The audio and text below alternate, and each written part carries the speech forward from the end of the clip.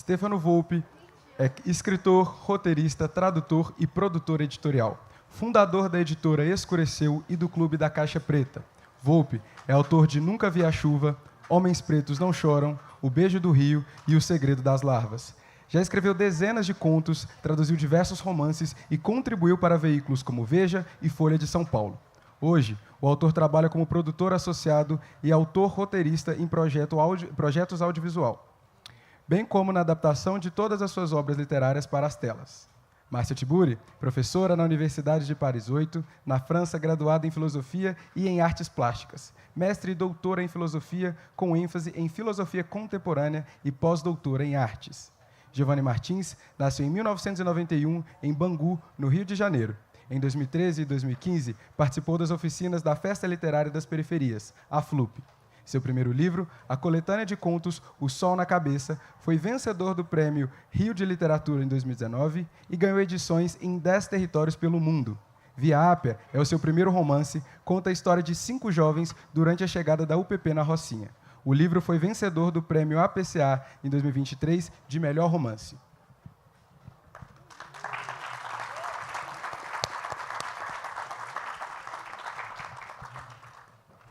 Eu fiquei de começar com a audiodescrição.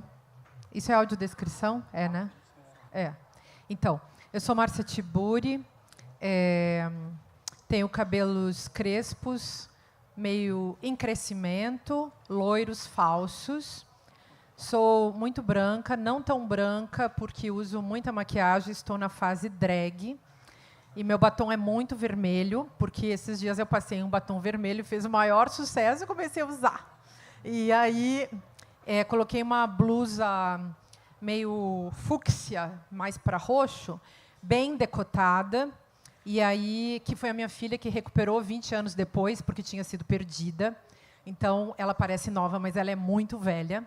Aí eu também estou com uma calça preta e umas botas que eu achei muito fashion, que tem uma coisa meio, como chama isso, verniz, né? Meio coturno, assim, que é para disfarçar os meus 54 anos, então eu fico parecendo 14. E assim tenho me divertido. E agora Giovanni vai fazer a audiodescrição dele. Olá, eu sou um homem de 1,70 m aproximadamente, cabelos fartos, dreads abaixo do ombro. Estou com uma camisa branca, uma calça verde e um tênis branco. Eu sou o Volpi, prazer estar aqui. Eu sou um homem alto, bem alto, tenho 1,90 m, estou com uma calça muito chamativa, lilás da Shein. Estou com uma blusa branca e uma touca na cabeça, eu sou um homem negro. E eu vou aproveitar para começar, assim, tentar puxar um pouco esse novelo, né? Estou muito feliz de estar aqui, queria agradecer a equipe da Fli Araxá, que me convidou. É minha primeira vez aqui na cidade e uma honra estar com vocês nessa mesa. Estava pensando em como que a gente poderia começar a conversar e eu estou com uma colinha aqui, que eu percebi que uma coisa que a gente tem em comum nas nossas escritas é uma escrita que, em algum lugar, é uma escrita política.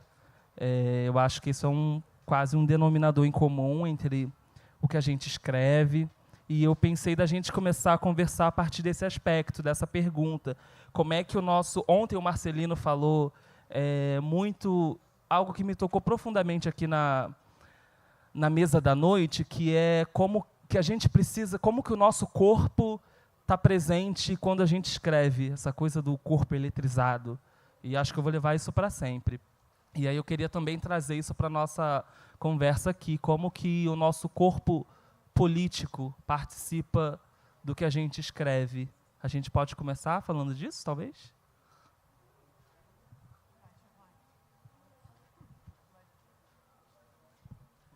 Olá, gente, boa noite. Agora de novo, obrigado pela presença de todos, todas. Obrigado pelo convite. Obrigado, Volpi, por organizar o negócio aqui. Já começou puxando o fio. E eu tenho pensado muito sobre o papel do artista nos últimos tempos, né? E isso, eu acho que eu consigo, nesses pensamentos, eu consigo categorizar em duas coisas fundamentais, né? O primeiro é a questão do ponto de vista, que eu acho que é o que conversa muito com o que você acabou de falar, Volpe, sobre esse corpo, né? E esse corpo olha de onde e olha para o quê, né? Porque, enfim, a gente está num momento onde a literatura brasileira consegue alcançar um tamanho de diversidade de olhar maior do que talvez nunca tenha antes, assim, no sentido de alcance do grande público, enfim, diversidade de histórias, de vivências e de pontos de vista, né? Lugares de onde se olham essa matéria que vai dar a literatura, e eu acho que isso é a grande sacada para a gente entender a riqueza do momento que a gente vive hoje, né? Eu acho que a literatura brasileira ela consegue hoje alcançar muito mais o público brasileiro porque ela fala com muito mais brasileiros, ela fala de realidades muito mais profundas do que já falou alguns anos atrás, assim, né, no sentido de a gente tinha um grupo muito específico, majoritariamente branco e majoritariamente masculino, que produzia a maior parte dos livros que estavam em evidência no mercado literário, e à medida que esse clube se abre um pouco, a gente ganha também, não só a diversidade, essa palavra que está um pouco na moda, mas a gente ganha realmente a potência desses olhares, né? A potência de quem olha o mundo de lugares completamente diferentes, que essa mesa aqui também promove isso, assim, esses pontos de vista. Então, eu tenho pensado muito nisso, assim, em como a gente está vivendo um momento rico, porque a gente consegue ter histórias que vão, por exemplo, vou citar um caso do cinema, que a gente teve nos últimos anos, o Marte 1, que foi um filme que foi muito bem, passou nos cinemas e quase foi concorrer para o Oscar, representante do Brasil no Oscar. E o Marte 1 tem uma cena que eu acho genial, assim, que são as pessoas discutindo quais são as contas que eles vão pagar e o pai querendo salvar o Premier Futebol Clube. Isso era uma cena que o cinema brasileiro nunca tinha tido, porque até então o cinema brasileiro era feito, em grande sua maioria, por herdeiros que nunca tinham pensado em escolher contas que vão pagar ou não. Ou então o próprio gesto, né, no final do filme, quando o pai, um homem negro que não está conseguindo lidar direito com a sexualidade da filha, mas no final ele entrega aquela cadeira para ela levar na mudança, aquilo ali é um gesto que fala muito assim, sobre um Brasil inteiro. Assim. Então, eu tenho pensado, trazendo esse exemplo, vou pensar como é que a gente consegue trazer esses gestos, esses símbolos que estão na casa de todo mundo, a gente consegue evocar memórias profundas desse Brasil, e hoje em dia a gente consegue ter essa mudança não só em quem escreve os livros, mas também em quem participa dos eventos, em quem compra os livros, em quem acompanha o nosso trabalho. E isso para mim, se deve muito a essa mudança de paradigma que a gente teve na literatura, de conseguir ter pessoas de várias formações e de vários lugares diferentes. Obrigada, Volpe, pela tua pergunta, que você também vai responder, né? Eu vou falar a partir dos livros. Eu sempre dei aula de filosofia e sempre trabalhei com esse tema do corpo, e para mim sempre foi uma questão, até porque a gente que vem de uma tradição judaico-cristã, o corpo já está desde sempre apagado. O corpo não existe. Ele é sempre uma questão, mas uma questão, se a gente falar numa língua teológica, pela via negationis, né? A gente fala dele onde ele não está. E foi a literatura que me ajudou a chegar nesse corpo, a partir, ou estabelecendo com ele uma outra relação. Nos livros de filosofia, você faz a teoria do corpo. Eu tenho vários livros, aliás, em que eu falo sobre isso.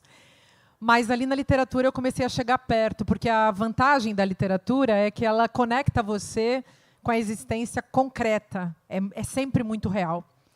E eu tenho essa experiência por escrever as duas coisas, né? Por ficar teorizando de um lado e, do outro lado, tentando experimentar a vida, coisa que eu só consigo fazer com os livros. Então, eu não consigo viver. Eu leio, aí eu vejo se está adequado ao livro, senão também não me interessa.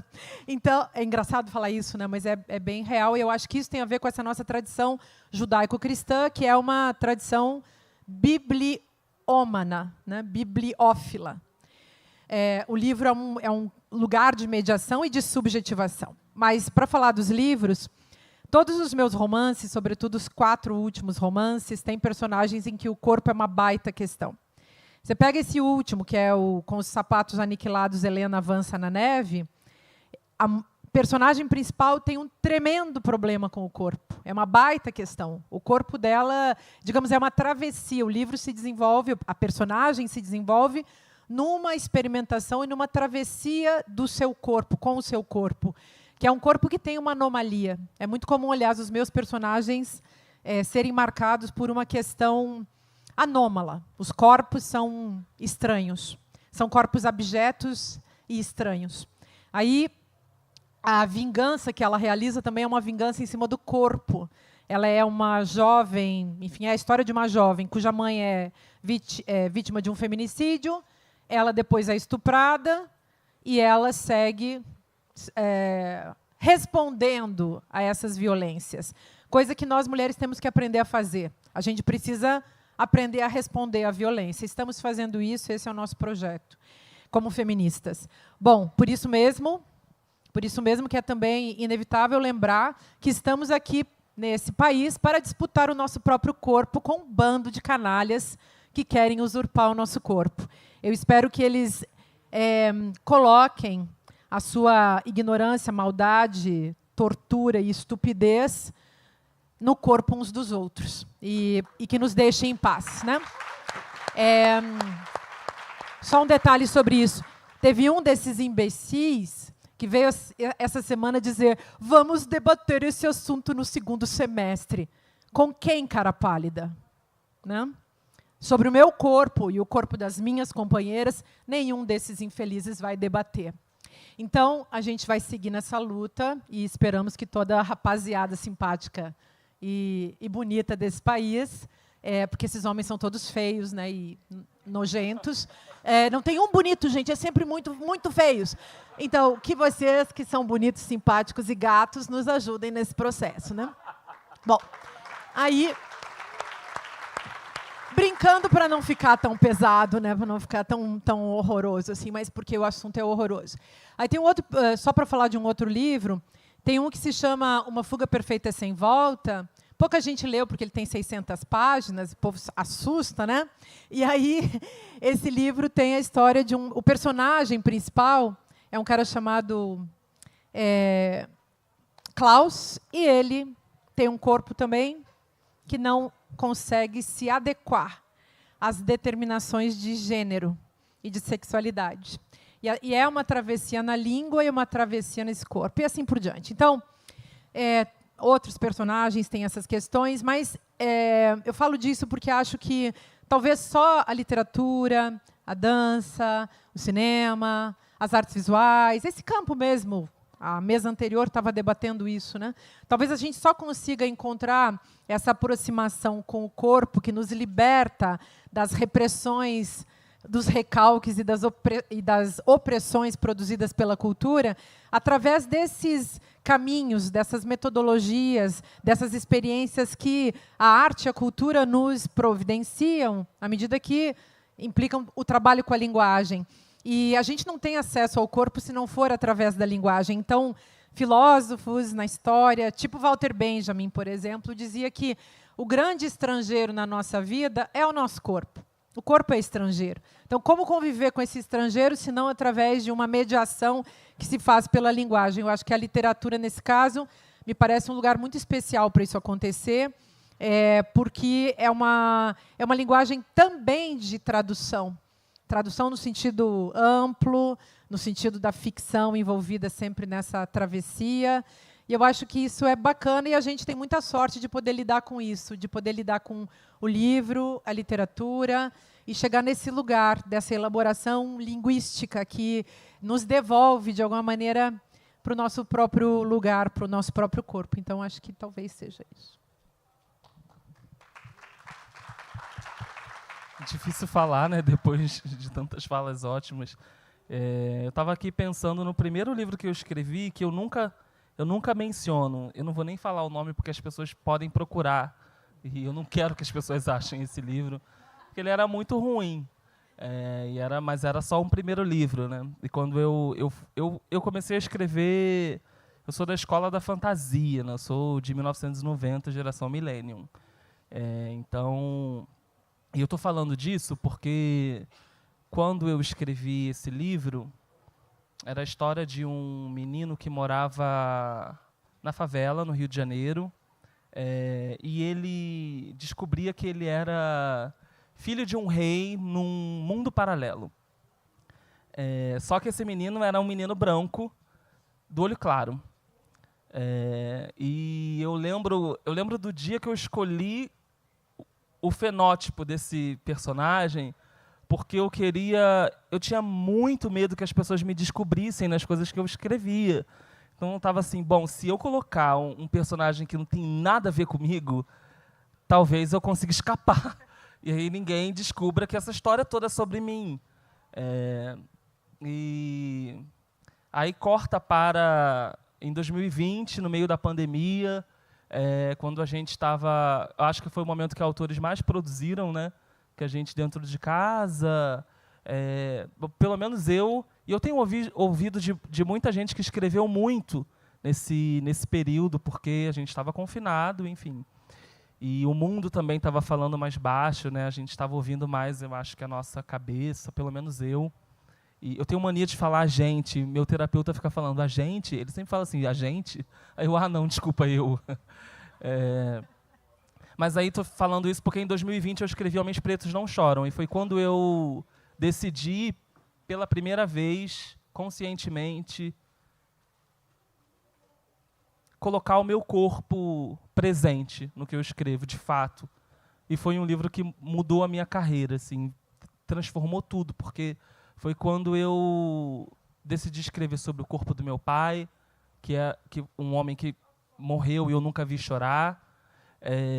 Quando eu decidi escrever sobre o corpo dos meus amigos, do meu irmão, os nossos corpos, assim, os corpos presentes na minha vida, na minha família, e o meu corpo, o meu ponto de vista, a minha forma de enxergar as coisas, o meu medo de chorar em público, a minha vergonha, as minhas fraquezas, a minha vulnerabilidade.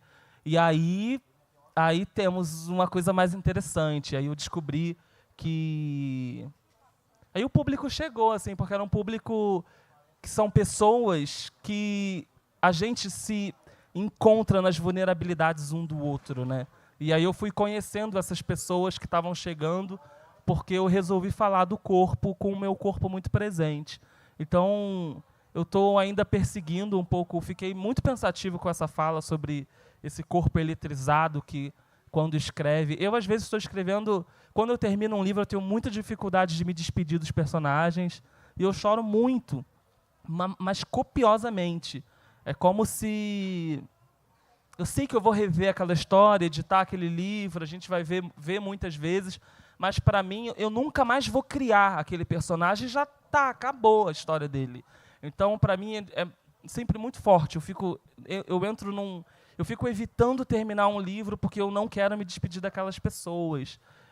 Então, como que estou nessa reflexão, assim, do quanto que o nosso corpo participa, e pensando em corpo político também, né? O corpo de um homem negro é um corpo marginalizado, é um corpo animalizado, é um corpo que muitas vezes não foi visto como corpo, né? Já dizia Fanon, que um negro não é um homem negro, e também não é um homem, é um negro. Então, desde que eu comecei a colocar o meu corpo presente e pensar no quão político ele é, eu acho que as coisas começaram a mudar um pouco para mim, na minha forma de escrever. Aí eu vou costurar isso já com uma outra pergunta, de mais uma coisa que eu acho que está em comum entre as nossas escritas, em algum momento, que é a escrita do conto. Homens Pretos Não Choram é um livro de narrativas curtas, né, rápidas. A Márcia já escreveu contos, o Giovanni também, e talvez a gente pudesse falar um pouco sobre o que atrai vocês na escrita do conto, e se tem alguma coisa que para vocês só funciona nesse formato.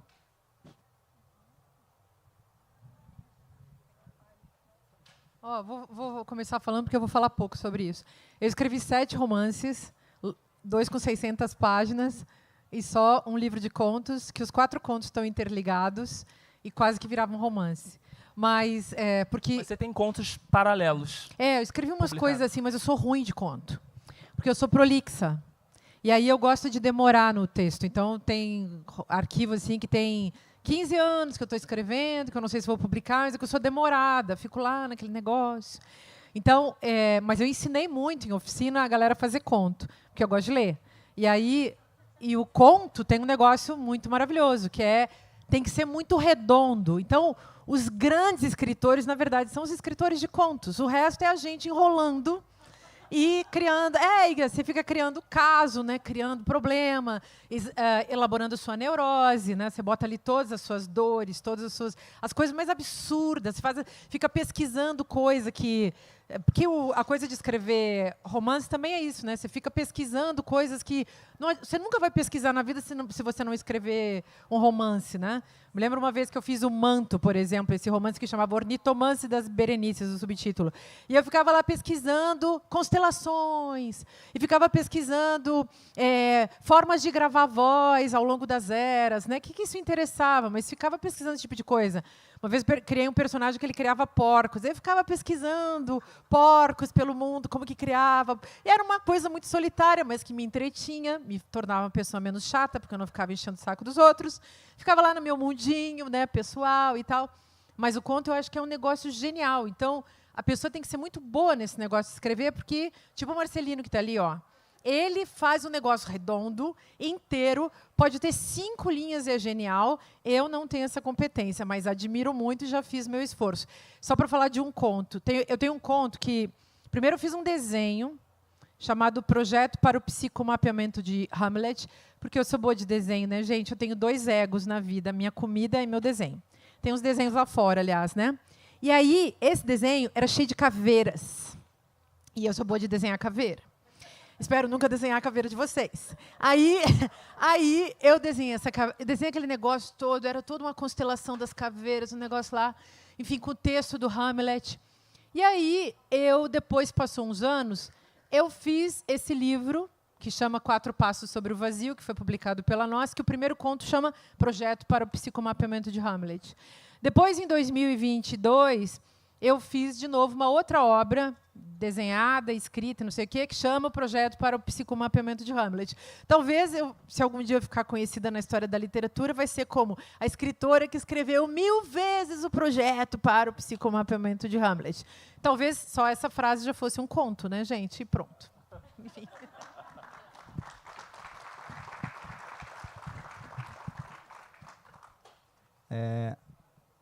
Estão me ouvindo? Legal. Só complementando de uma outra coisa que você estava falando antes, né, sobre o momento que você se coloca no seu texto e a partir disso tudo muda, assim. E eu acho que essa é a grande questão que a gente está conseguindo romper agora, essa falácia de que existe texto sem o autor. Porque, por exemplo, existe esse dualismo, né, que se fez durante muito tempo entre a literatura de Lima Barreto e de Machado de Assis, né, que o Lima Barreto era mais combativo e o Machado de Assis não, o que é uma grande mentira. E, inclusive, o Machado de Assis estava muito em todos os seus textos. Aquele filho de um pintor agregado, só aquela figura poderia olhar para a elite carioca e brasileira da maneira como Machado olhava e construir livros como Brás Cubas, construir livros como Dom Casmurro. São perfeitamente autobiográficos os livros do Machado de Assis, porque eles revelam um olhar para a construção social daquela época que só uma figura como Machado, uma figura que nasceu negra, numa favela, que tinha problemas de epilepsia, poderia olhar para aquela constituição de país. E eu acho que essa é a grande sacada no ponto de vista que a gente aplica. Assim, né? Eu também era leitor desde criança, morador de favela, e eu achava que eu tinha que escrever igual eu lia nos livros, né? Nos livros que me eram oferecidos. Então, eu estava o tempo inteiro tentando emular uma realidade que não era minha. E isso é uma grande mentira e uma forma de controlar a nossa própria capacidade criativa, né? Porque não existe nenhum livro sem o seu autor. Se a pessoa escolheu escrever um livro, ela tem que se importar com aquilo, ela tem que pesquisar sobre aquilo, ela tem que viver com aquilo. Então, ela não vai escolher algo que não é ela. Ela pode criar vários mecanismos, assim como Machado criou essa ideia do espelho invertido, mas vai ser sempre ela ali, olhando para aquela realidade e tal. E aí, para falar sobre os contos, é algo que eu gosto bastante, assim, que tive uma boa experiência, né? Meu primeiro livro foi um livro de contos, e foi um livro que foi muito bem recebido, mas a minha incursão no gênero era mais as histórias que eu conseguia contar naquela época, assim. Mas eu acho que o conto tem uma coisa hoje que me fascina, que é a facilidade de encontrar leitores. Assim, acho que a gente está vivendo um momento diferente da absorção das mídias, e isso passa um pouco pelas histórias curtas, né? Eu acho que também com essa vida de internet e de várias formas de consumir muita coisa, o conto ele ganha um novo significado por ele permitir que a pessoa entre e saia de uma história em alguns minutos ou em uma hora. E eu acho que isso tem sido... Eu tenho reparado como isso é importante para poder conseguir alcançar o público. Até hoje, o meu livro de contos, ele vende tão bem quanto o meu romance que foi lançado há 2 anos atrás, assim. E eu sinto que tem muito isso, esse imediatismo, assim, é um livro que vai muito bem com a juventude também, porque são histórias curtas que de alguma forma, representam o momento que a gente vive, assim, né, de consumo muito imediato das coisas e tudo. Então, acho que é uma mídia que está ganhando outros significados. Eu digo isso porque quando eu comecei a escrever essas histórias, alguém me falou assim, não começa a fazer conto, não. Faz romance, porque conto não vende.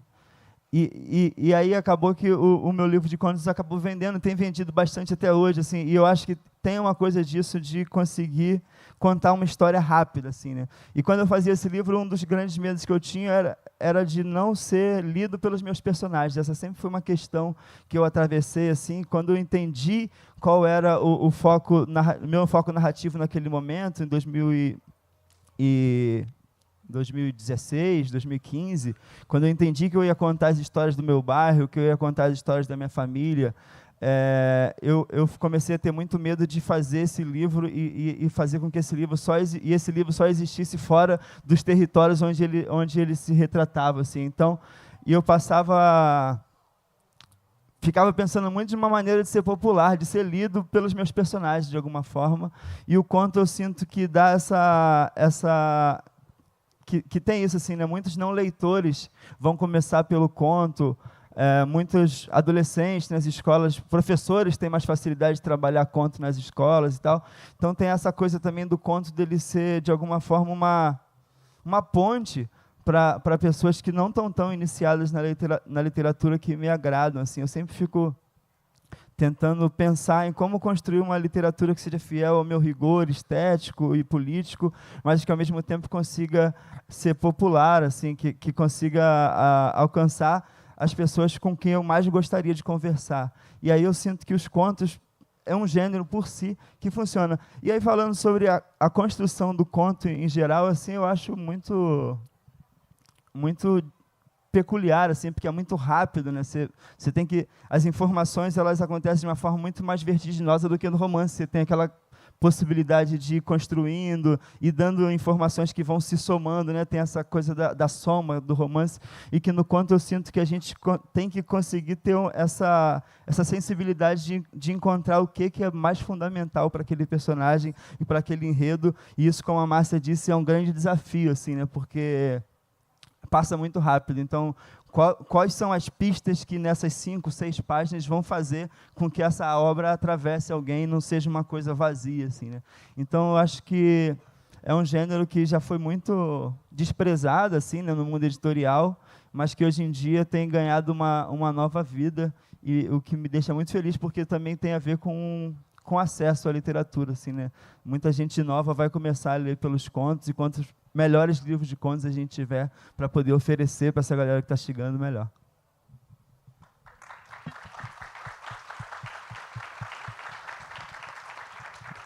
Eu estava pensando no que a Márcia falou de pesquisa, né? E assim, eu escrevo em gênero, eu sou sagitariano, aventureiro, muito, assim, eu sou o estereótipo do sagitário e gosto de me aventurar na escrita. Então, cada livro é um gênero literário diferente. Eu tenho 5 livros, eu nunca repeti nenhum gênero. Esse daqui é uma distopia decolonial, e agora ele vai ser uma série, então isso significa que eu vou ter que escrever mais 2 livros do mesmo gênero, né? Poxa. Mas falando isso para dizer que eu escrevi um thriller que chama O Beijo do Rio. Alguém talvez aqui possa conhecer. Ele foi para a TAG, foi publicado na TAG Inéditos ano passado ou ano retrasado, não lembro. Acho que ano passado. Foi muito legal ir para um clube do livro, né? Porque 30 mil leitores recebem seu livro de uma vez só, então o feedback é muito legal. Mas aí as pesquisas, o computador da pessoa que escreve um suspense é uma coisa... tipo assim, espero que a polícia nunca encontre esse computador, que você tem que pesquisar como esconder um corpo, como matar das piores formas possíveis, tem um serial killer, aí tem abuso de criança, aí tem como cortar um pênis de um homem, é possível cortar, quanto tempo leva, a pessoa sobrevive, em quanto tempo... Tipo assim, uma loucura. Históricos de escritores são... Alguém tinha que fazer um livro sobre isso.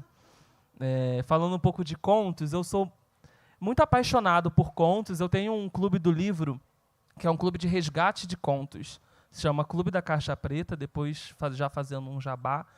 Afinal, apesar de que o livro, o clube está acabando. Ontem a gente publicou a antepenúltima publicação do conto. Quem chegar hoje no clube consegue ver tudo que a gente publicou. É um clube de resgate de contos escritos por autores negros nos 2 últimos séculos. São contos raros, que a grande maioria não foi publicada, nem traduzida para o português. Então a gente encontra, a gente tem uma curadoria muito legal que resgata esses contos de periódicos, de revistas, de jornais, muitos contos ali do Renascimento do Harlem, que nunca chegaram aqui, de autores que estão em domínio público. Então a gente encontra os contos escaneados de alguma forma, traduz eles para o português, tem todo um trabalho editorial de revisão, e o conto já vai para você num formato para o Kindle, que é o EPUB, e em PDF também para quem não tem, então consegue ler no celular direitinho. E quem quiser conhecer o Clube da Caixa Preta, já fazendo o jabá, catarse.me/clube. Por R$8 você já tem acesso a todos os contos e receber um conto por mês. E eu sou muito apaixonado pelos contos porque uma coisa que eu percebo, assim, o clube já tem 4 anos, vai acabar agora porque a curadoria a gente já exauriu, assim, acho que já tirou o máximo do que a gente conseguiu desse recorte de tempo que a gente observa. E uma coisa muito legal que eu vejo nos contos é a capacidade deles refletirem. Você muito rápido entende o contexto do que estava acontecendo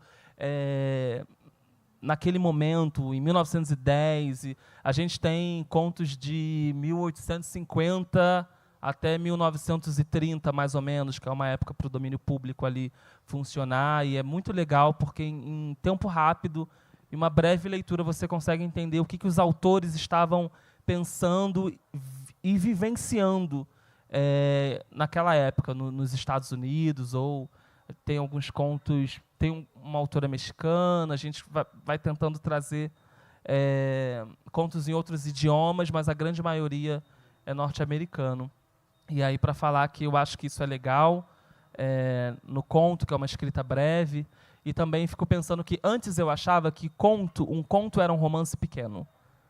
É só você pegar a estrutura de um romance e apequenar, e você vai ter um conto. E aí, depois de ler vários contos, eu descobri que não é. É igual as pessoas acham, tem uma leve impressão de que talvez um curta-metragem seja um longa pequenininho, mas não é. As linguagens são diferentes, a forma de fazer é diferente. Num conto você pode passar um tempo na cabeça de um personagem e muitas vezes sem exaurir o leitor, porque aquele conto acaba em 10 páginas, ele não tem 200. E aí fica um tempo bom, né? Você como leitor fica meio confortável.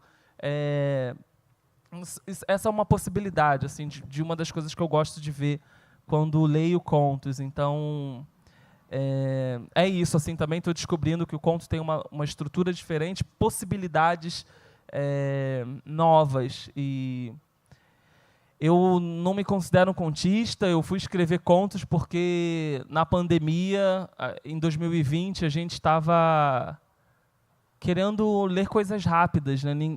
Ninguém estava conseguindo ficar preso muito tempo numa narrativa mais longa. Então eu pensei, bom, eu estou lendo contos, acho que eu vou tentar escrever alguma coisa assim. E fui escrevendo pequenas pílulas de histórias, todas protagonizadas por homens negros, cada um numa fase de vida diferente. Então, de uma criança até um homem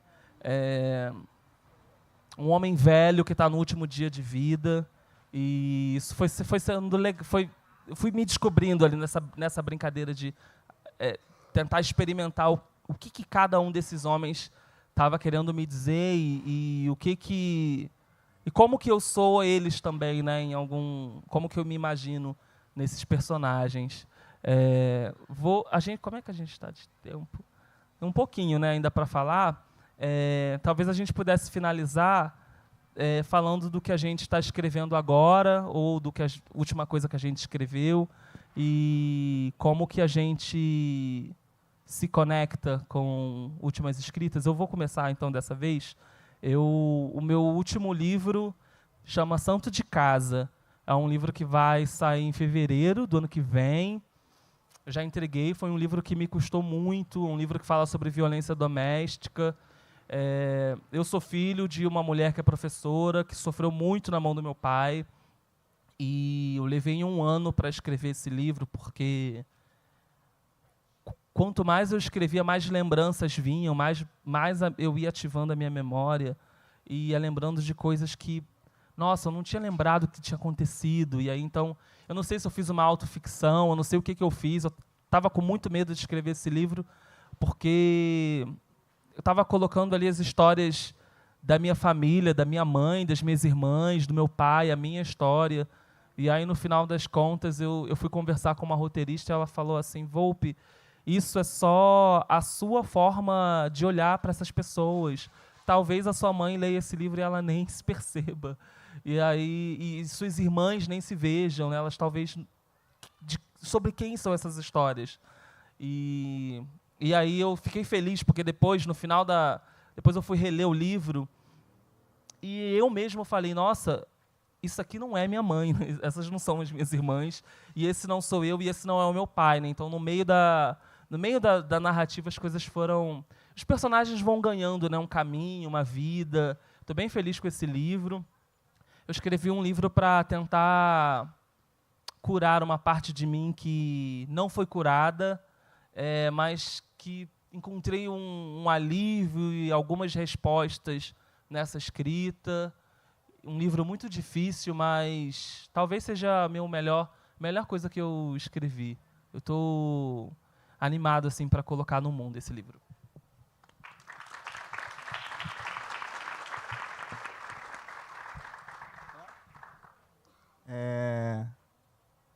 Muito bom te ouvir. Me interessa muito esse entre-lugar também que a gente, enquanto autor, ocupa, né? De ter a memória como objeto e essa torção que a gente faz para poder criar algo novo, né? Então, aquilo que era passado, ele se reconfigura e pode virar outra coisa, né? Então, as nossas histórias, elas estão ali e não estão também, né? Então, porque ela já foi torcida, né? Por esse entre-lugar do autor, assim. Isso acontece muito para mim no Via Ápia, que é o meu último romance.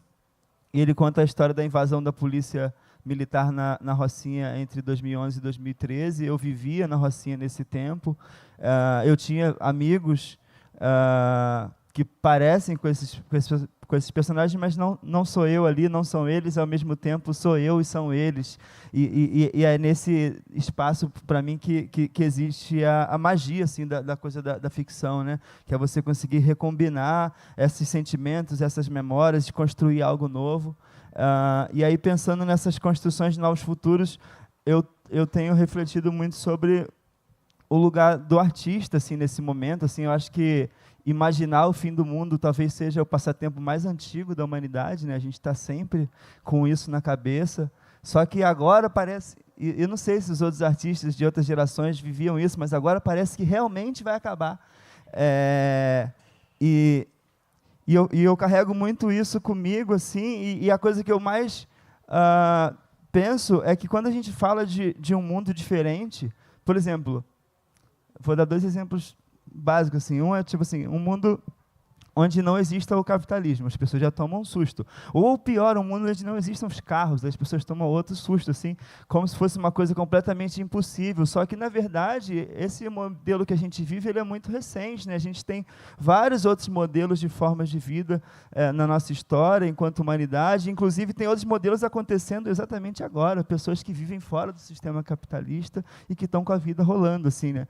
Então, eu tenho pensado muito em por que as pessoas tomam esse susto, né?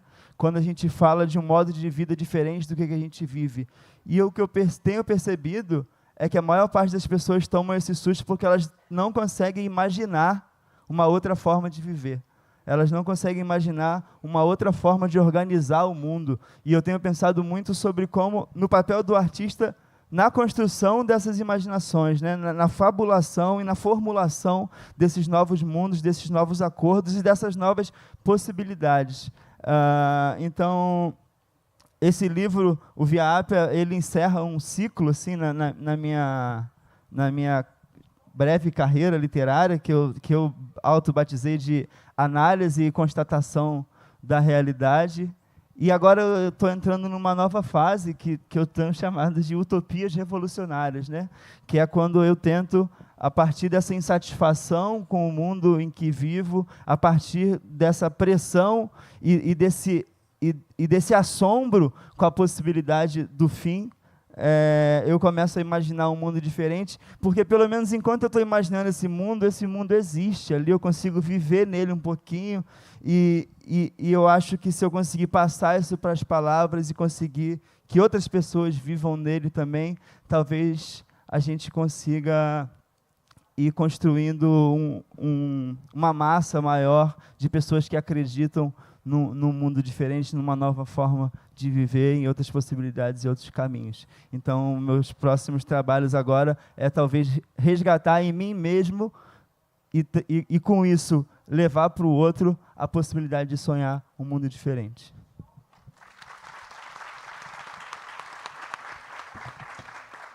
Por coincidência... Por coincidência, o livro que eu estou lançando agora, nessa época, chama Mundo em Disputa, que é esse pequenino aqui. E o subtítulo dele é Design de Mundo e Distopia Naturalizada. E a pergunta que me moveu foi por que a questão da utopia tinha sido tirada de cena. Então, me perguntei por que é proibido dizer que outro mundo é possível. Essa era a minha questão. Claro que eu me sinto, e escrevi várias coisas que eu acho que vão se engajando cada vez mais nesses movimentos altermundistas, né? E como feminista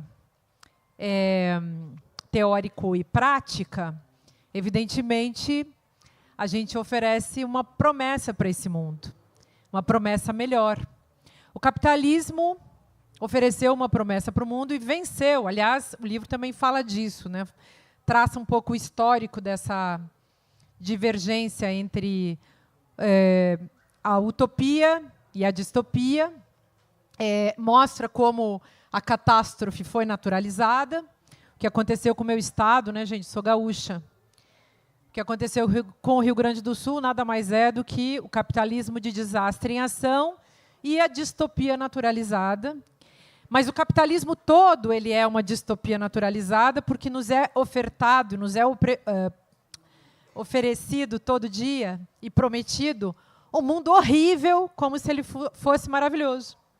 Isso nos revolta, né? Então, você deve se contentar sempre com essa porcaria. Se contentar com um mundo pobre, envenenado, cheio de violência, cheio de maldade. com aquela estética do capitalismo que é deprimente, né? A estética do capitalismo, que no livro, inclusive, eu chamei de patrirracial capacitalismo, porque é também capacitista, é também racista. O patriarcado, do meu ponto de vista, é ele que organiza essa estrutura de opressão para sustentar uma estrutura de privilégios. Aí eu dei esse nome feio para essa construção teratológica, porque é ela que nós precisamos superar. E eu acho que a gente supera através de um projeto ecossocial feminista. Para mim, tem que ser feminista nesse momento histórico, porque eu também penso em termos de materialismo histórico, que eu acho que isso não foi ultrapassado. Mas, obviamente, a galera esquerdomacho sabe muito pouco disso e agora estão naquela pira histérica, né, de falar o tempo inteiro em, como é que chama? Identitarismo. Eu fico dizendo, colega, vai estudar. Eu dou cursos, você pode fazer aula comigo. Porque, assim, machista e ignorante, que, aliás, é sinônimo, não pega bem. Mas você pode se curar disso. A gente pode até criar uma igreja, se for o caso. Enfim, você fica brincando assim para amenizar, né, porque o assunto é denso e complexo e tal. Mas é isso, eu escrevi 2 romances com distopias. Esse, aliás, que está desenhado lá fora, em cima dessa distopia que é Sob os Pés, Meu Corpo Inteiro, que é bem marcado, e esse outro que eu citei antes, da Helena, também é bem marcado por essas questões distópicas. Mas eu, como você, sou afim de plantar utopias, e eu acho que é esse otimismo teórico e da imaginação que nos move. Senão, gente, nós 3 não estaríamos aqui, né? Nossas histórias não nos permitiriam ter lugar de fala, nem lugar de corpo presente. A nós não era dada a chance da escuta, a chance da fala. Então, a gente já é um milagre da natureza e da cultura e um milagre do pensamento. E a gente tem que fazer jus a isso para que o mundo continue, fazer com que as pessoas que nos seguirão, que virão aí, possam também ter espaços sempre garantidos, espaços que a gente vem chamando, a garantia desse espaço a gente vem chamando de democracia. É isso que a gente vem construindo com essa imaginação toda, né? Que nós não vamos entregar de jeito nenhum para esses pastores diabólicos que ficam o dia inteiro nos infernizando. Então é isso. Muito obrigada.